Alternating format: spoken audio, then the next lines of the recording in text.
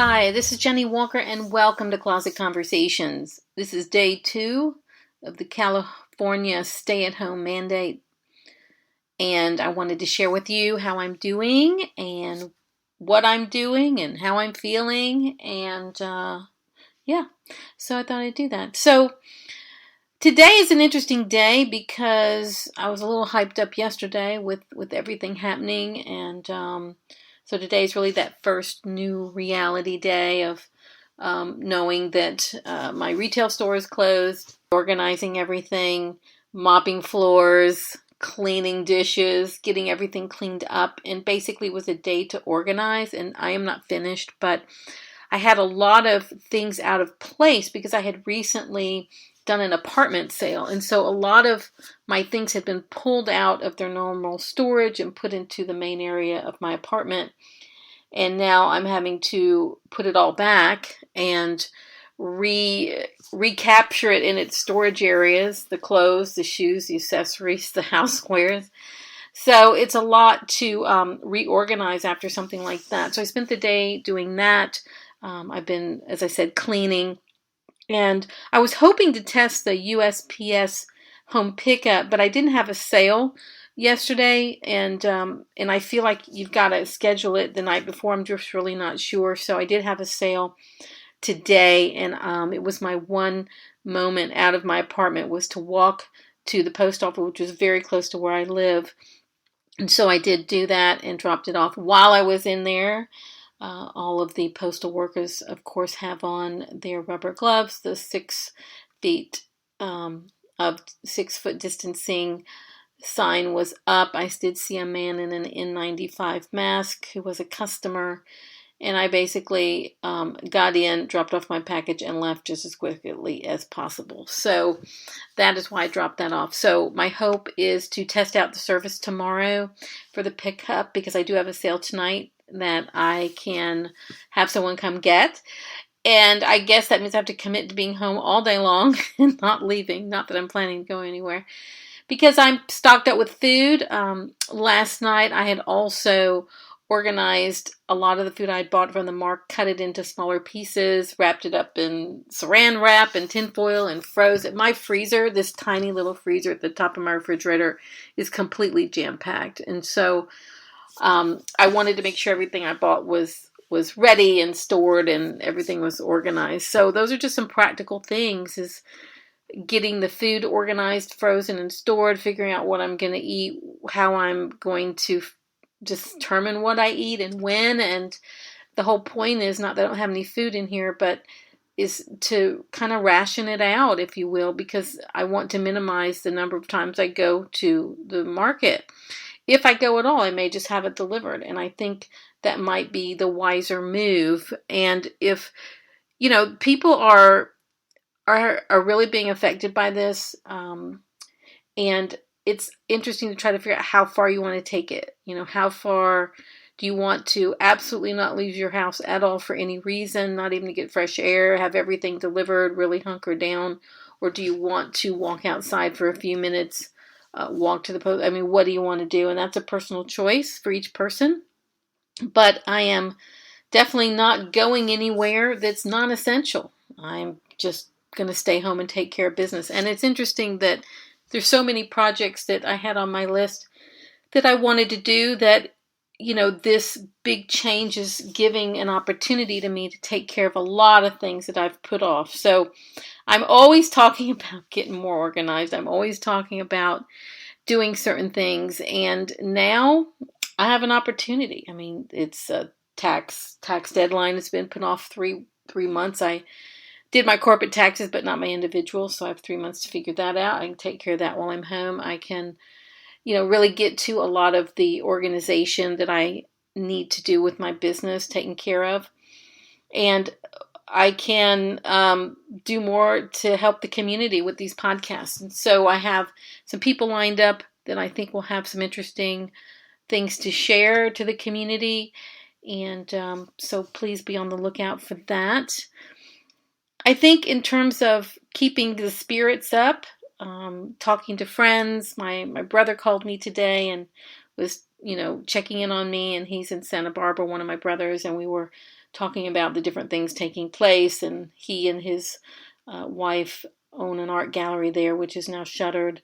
And they were talking about, having gone to the farmer's market, but that no one was practicing the 6 feet policy there yet. And he was really disappointed in that. And, how he was walking to the bank, but was taking routes where he wouldn't pass people and different things like that. And he says, I have a few of these N95 masks. I'm not even sure when to wear them. And I said, but they're here. I said, well, I think if you were to go to the farmer's market again, that's when you would wear it. I mean, I think you wear it outside, not inside. So I don't know.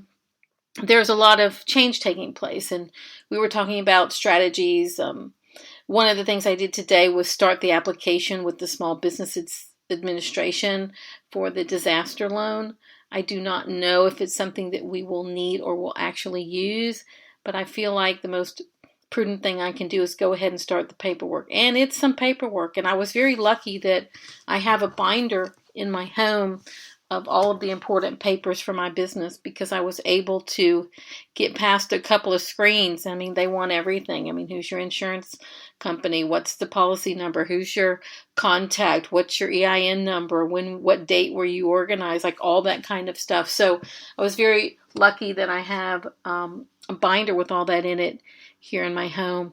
So I've started the paperwork. It's quite extensive, as you can imagine. So I'm only in the section 1. So I'll be working on that for a number of days for sure. But I am going to fill that out. I don't know what other programs are out there yet, but I do know the SBA is working very quickly to get loan and grant programs and things out there. And of course, being a small business owner, you're in a unique position. Many people aren't official employees of their company, so that's a different structure. So that puts people in different categories. So we will see how that takes place. So that paperwork started today. Talked to my family. Social media post went up today. I talked to my rep for that, and we announced that these podcasts were going on.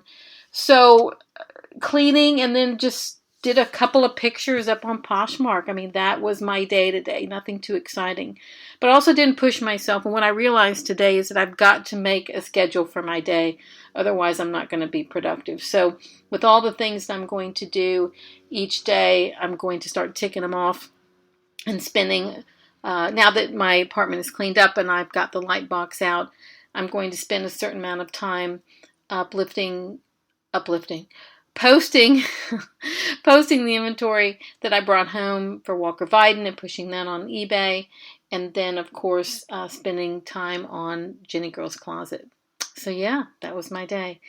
And, this is, I don't need any inventory. I'm going to work with everything that I have.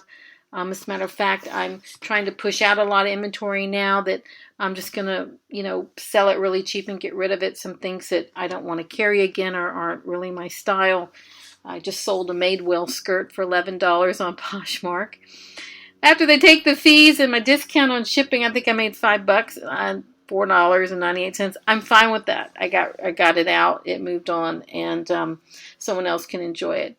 And what's really interesting about this situation is it kind of reminds me of some of the conversations I had when I was younger with my grandparents and my great aunts and uncles, and they had lived through the Depression. And I could never understand why my great aunt would save all this stuff. She had saved paper clips, and she'd saved tinfoil, and she saved bags, and she saved all this stuff. And my mother would explain to me that the saver mentality came out of the Great Depression when people didn't have anything. They were rationed. And so here we are in the middle of all of this where you are being rationed in a sense. No more than, two of at the Ralphs, no more than two of a kind item in certain categories like milk and bread and sugar and all that, just like they did in the Great Depression.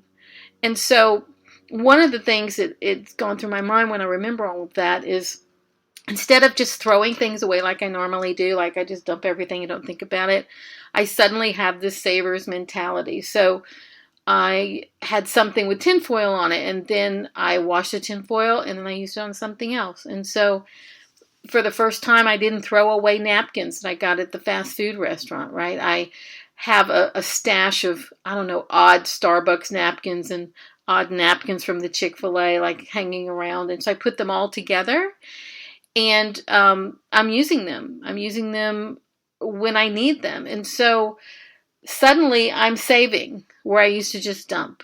And I think the saver mentality and the reuse mentality is going to spill over into the resale and recycling industry, because if we're not making new products because companies are starting to manufacture other products like more masks and hazmat suits and things like that, I mean, this is a repeat of wartime era, except with different products and a different issue going on. And so that's kind of how I read it. I'm also going to use this opportunity to really focus on my finances. And so I ended up canceling the other day before they renewed automatically. I canceled my Apple TV, which is $4.99 a month. I canceled my $10 a month First Look subscription to The Real, because I won't be shopping on there anyway anytime soon. And so I don't need to spend $10 a month for early access, because there's not anything that I want or need at this moment. So that right there is $15 a month times 12. Y'all do the math. So I just saved that amount of money. So I'm going through things that automatically debit from my account. I'm seeing what's coming up on the horizon. I'm probably going to discontinue automatic debits for pretty much everything that I can. And then that way, if there's an issue with payment because sales are slow, then I won't be like in the negative in my checking account or something like that. I mean, they'll just have to wait. And so I plan to call everyone, everyone that gets money from me, and put them on alert and just say, my industry is 100% impacted by the coronavirus, COVID-19, and you need to be aware of that. And so I think that something's going to happen with people who have made loans or have credit cards. I think they're going to have to do something, because you can't have half the country with destroyed credit ratings, because in order to recover, they wouldn't be able to. And so there'll probably be some mandate put out on that, and we'll see. But I'm going to be alerting everyone that I pay money to, minus a few people where there's no point in calling, and just say, look, this is what's happening. In terms of how I'm going to pay my rent, how I'm going to do all that, I'm going to take advantage of the mandate that no one can be evicted in the state of California from a business or a residence. And if when rent comes, there's no money for rent, or I have partial rent, they will get a partial check. That's just the way it's going to be, because even if they defer it, you still owe it, right? So they can defer it for 1, 2, 3 months or more, but I'm still going to owe it at some point. And so I would rather just give them a partial check than no check, and let them know of my intent to pay, and let them know that I'm impacted by what's going on. And so I think at this point it's a lot of communication. It's not be afraid of it. Just take proactive steps and telling people this is the situation. I am self-employed. And even if I weren't, this is the thing, even if I weren't self-employed, I could easily have been one of the people who got a call on Monday saying my job was gone, because, so many millions of people have just lost their jobs that aren't self-employed, that are official employees. And sure, they're going to get unemployment, but it's only a fraction of what you need to live on. And so we're all at risk. And when they say the average American doesn't even have $400 in savings, I understand that. And so this is a personal wake-up call to me to rethink everything that I invest in, every way that I handle my money. Am I prepared for something like this? No, I'm not prepared in the way I should be. Will I be hurt by it in some way? Financially, of course. Will I get over it? Absolutely. Is there a possibility that I could actually thrive in this environment and use my strategies for online to quickly get a rush of, money in by putting up sales and really processing my inventory? Absolutely, because guess what? I can source online and get more in. And so my strategy is just to do what I do in a more intense way. Cross-posting, using List Perfectly on platform to platform. And as long as I can keep working from home, I'm going to do it. So, it's important to keep your mind active. It's important to not look at the news all day long, because I will go into CNN and I'll hit refresh, and then you hit refresh and there's another story where someone you've heard of has the virus. And so these stories are going to keep going, and it is very disheartening to read that. And during this time, I think the more that I kind of acknowledge what's happening, take it seriously, but not dwell on it and do other things is important. I am single. I do live alone. No pets, no plants. So this is not going to affect me in the same way as someone else who perhaps, has people around them, who has a support system they can talk to easily at arm's length. And so for me, the social media, the podcasts, the videos, that's going to be my way of dealing with what I'm feeling, talking about it, and hoping that other people can relate and benefit by that. And that's it. This is Jennie Walker with Closet Conversations, Day 2 of the California stay-at-home mandate. And I look forward to having you with me on a future episode. If you like the song you heard at the intro, it's called Black Hat. It's from the album Night Flight to London, performed by Jennie Walker, written by Jennie Walker and Tommy Farragher, available on iTunes worldwide now.